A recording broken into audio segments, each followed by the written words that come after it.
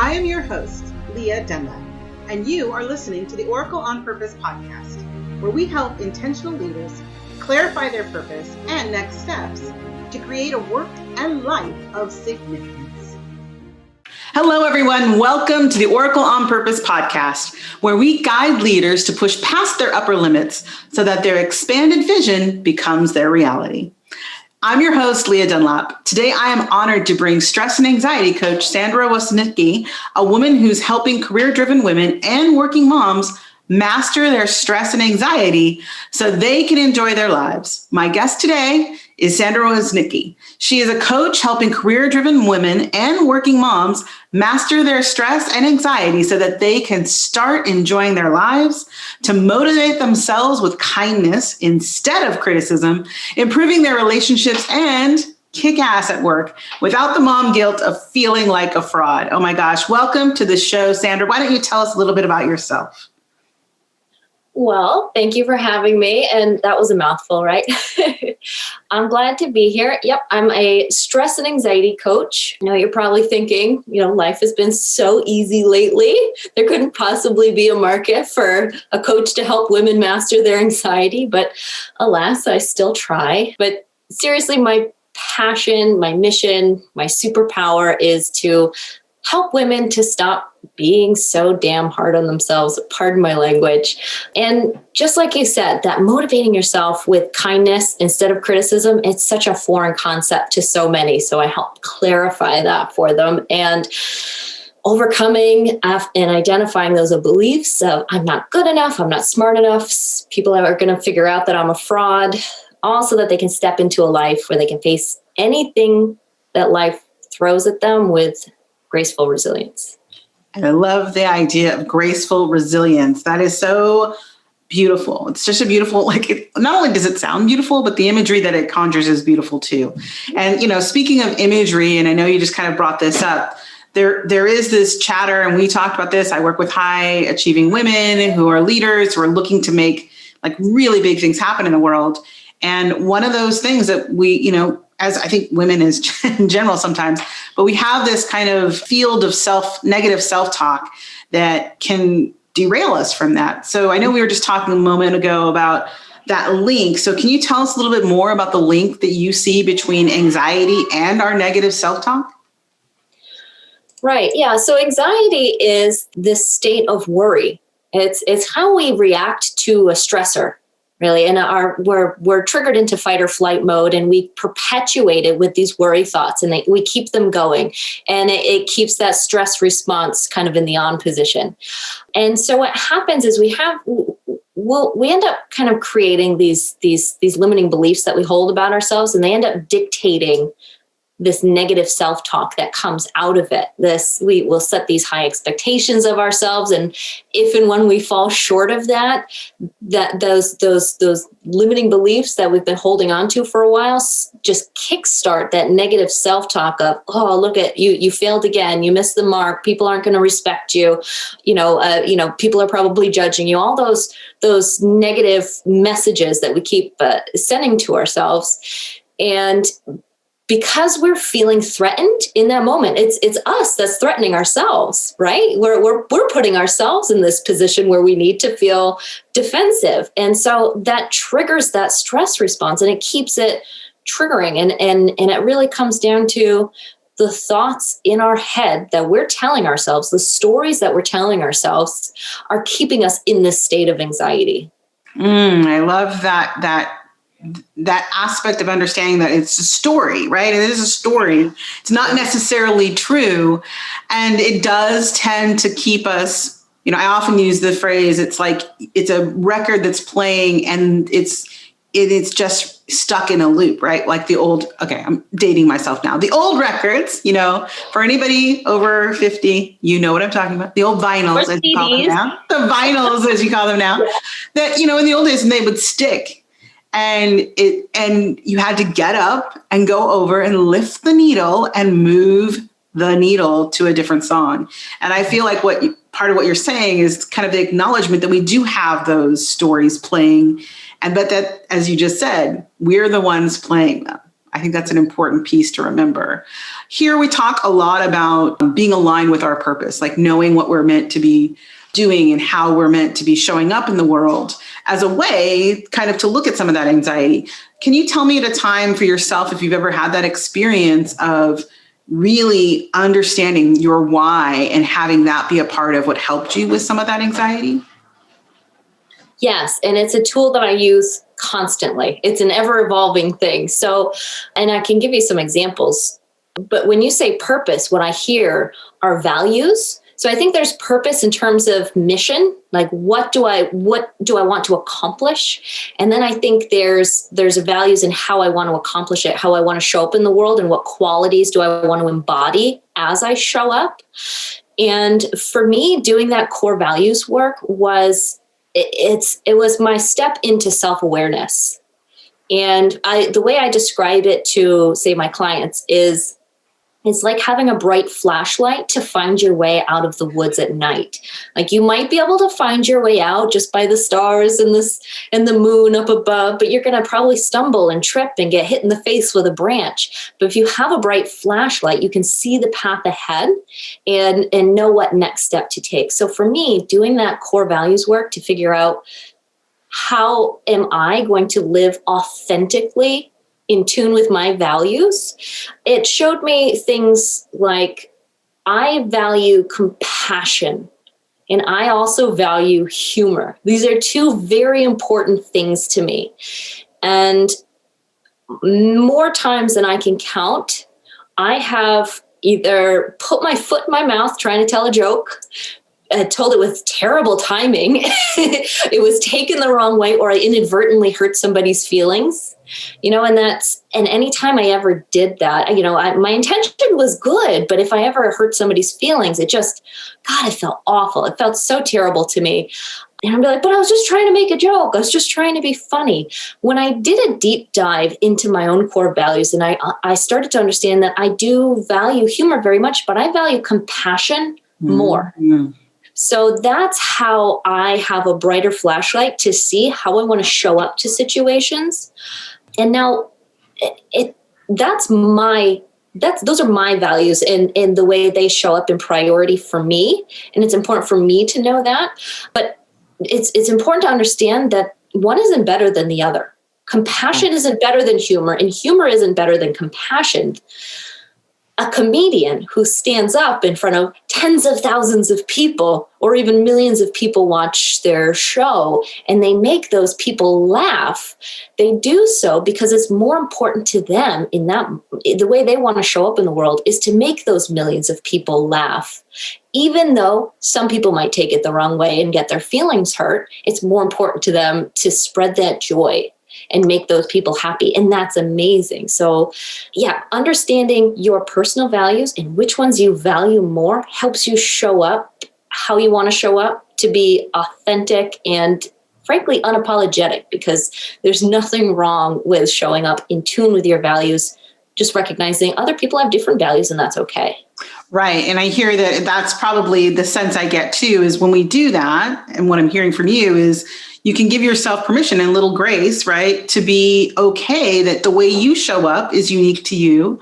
And that if you, as you are saying, and this is what we talk about in my course, How to Find Your Business Sweet Spot, is that combination between all of your gifts and your talents, but those things that are really core to you as a person and how you can incorporate them. Because I feel like that's part of the solution to releasing some of the anxiety is that judgment. Do you think that's true? Like there's the judgment, not just of self, but the supposed story of judgment of others on your values and what you believe and how you show up. That can add to the anxiety.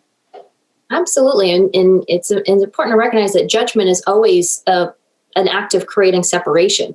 It's you versus me.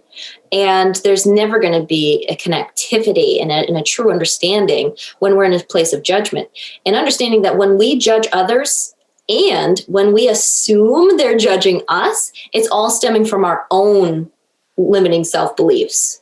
When so many of the women that I work with are just trapped in this place of worry over what other people think of them. They always assume they're being judged and harshly.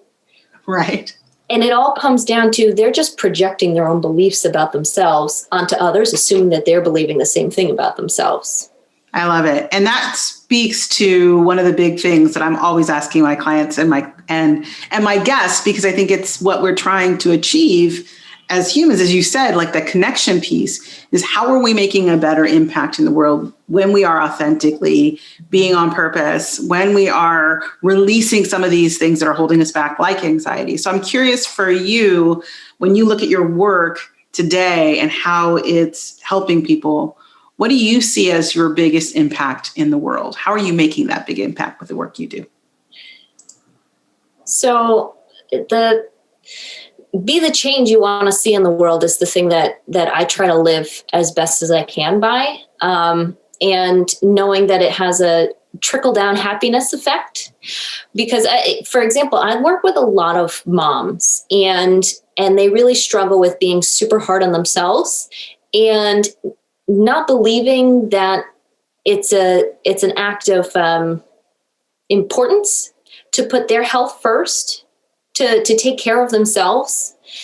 And what I always explain to them is, do you want your kids to grow up that same way, to be really hard on themselves, to feel so down on themselves, to talk to themselves in that negative way you're talking to yourself, and to feel like they don't have permission to take care of themselves? And the answer is 100% always no. I want them to grow up having confidence and believing in themselves.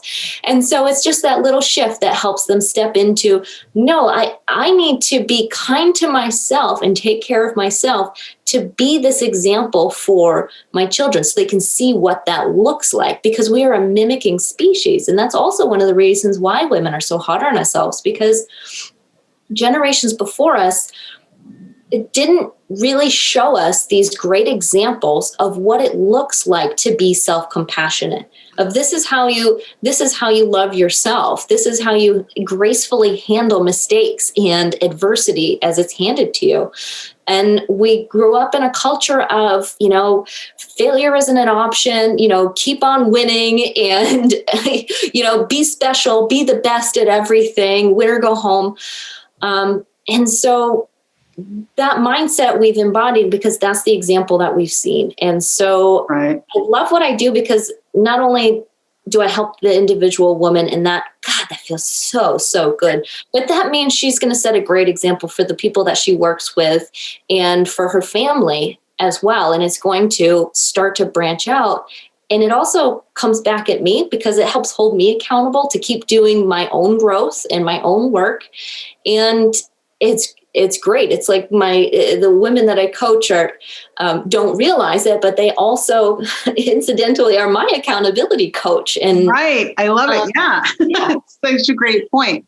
And I think that one thing you said that kind of flowed through that statement was the idea that the ripple we make when we take care of ourselves as women goes far beyond even our own families, as you said. I mean, that's definitely the first thing, because I think it's so guttural to us to know, like if you call someone on that, especially as women, wanting the best for their children is kind of a blanket statement you can say for most mothers. And yet, as you said, the impact of that isn't just your children. It's how you show up in every area of your life, because wherever you show up in the way that's fullest and truest to who you are, the universe, everybody you interact with gets the best of you. And therefore, receiving that best, they get to go out and do their best as well. So I love that concept of like acknowledging it as something that is personal to us as mothers, as I am, for ourselves and our family, but knowing, as you said, that there is something reciprocal that happens that continues to have a ripple effect in the world. And I think that's a beautiful place for us to hopefully not take that as something to be a burden, but to be a blessing, that we can be that blessing in the world. So I know that you mentioned you have a group that you work with and you wanted to share that a little bit. Why don't you tell us a little about your Facebook group, what happens there and what people can expect if they show up and check it out?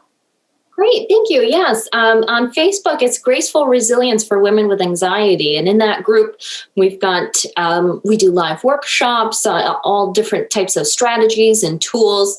Sometimes we have challenges going on in there, and coming up next month, I'm going to be launching soon the Self-Love and Self-Care Summit for Women with Anxiety. And we're going to have some extra live bonuses within the group. And it's going to be just a really just wonderful and loving event. Sounds fantastic. So tell me, I'm going to give you the last word, as it were. What is, like, when people come to you and they are in that state of anxiety, or they even maybe think that that's what they're kind of struggling with? What is the one piece of advice or some insight you'd want them to know that might make the biggest impact for their next step? Yes. Great question. I'm glad you asked it. And it's going to sound counterintuitive, and that's to lean into it.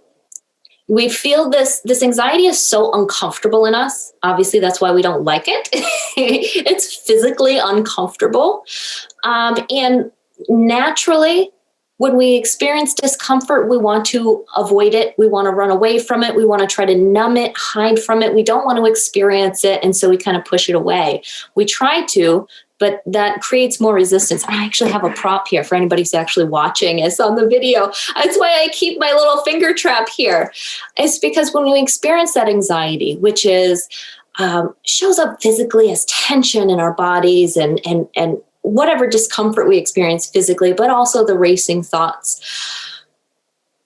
Breathing and leaning into it and releasing your resistance to it is the fastest path out of it. And so just like with a Chinese finger trap, your fingers are in it. Okay, that's the reality in this moment. My fingers are in this trap, and trying to run from it or hide from it. It's like trying to pull your fingers out of the trap. You're creating more friction. It's, from the Buddhist parable, it's the second arrow. You're creating more pain. You're creating suffering on top of it. So by recognizing, okay, I don't like this and I'm trying to hide from it, taking some breaths, relaxing your body, and just releasing the resistance you have to that emotion is going to soften you. It's going to bring the wall down. It's going to allow the emotion, the energy and motion to flow through you. And what's going to happen when you come down from that, as your parasympathetic nervous system comes back online and you're able to rest, it brings that clarity to the thinking part of your brain. The prefrontal cortex gets its power back. And from there, you can, with clarity, make the best next decision, which is probably going to say, asking yourself, what's the story I'm telling myself here? And then from there, you can make some changes. I love it. So you guys heard it here. Resistance is futile. The importance of relaxing into the emotion so that you can move through the anxiety rather than continuing to agitate it, which is really important. So thank you. I am so grateful that you and I got to be connected here. Sandra, I appreciate your being here to share with our audience. Again, I'm Leah Dunlap, the Oracle on Purpose. You're watching the Oracle on Purpose podcast, and we are excited to share more information about Sandra in the comments. So make sure you check on the links and check out her Facebook group for all the great things coming her way. Thanks so much again for having us here today in your sphere, wherever you are, online or on the podcast. We appreciate you. And remember, you are here on purpose. Thanks for tuning in to the Oracle on Purpose show. If you found value in this episode, we'd appreciate you leaving a comment. Also, you can subscribe and ring the bell if you haven't yet. If you'd like to get clear on your highest vision and next steps, go to oracleonpurpose.com. See you next week.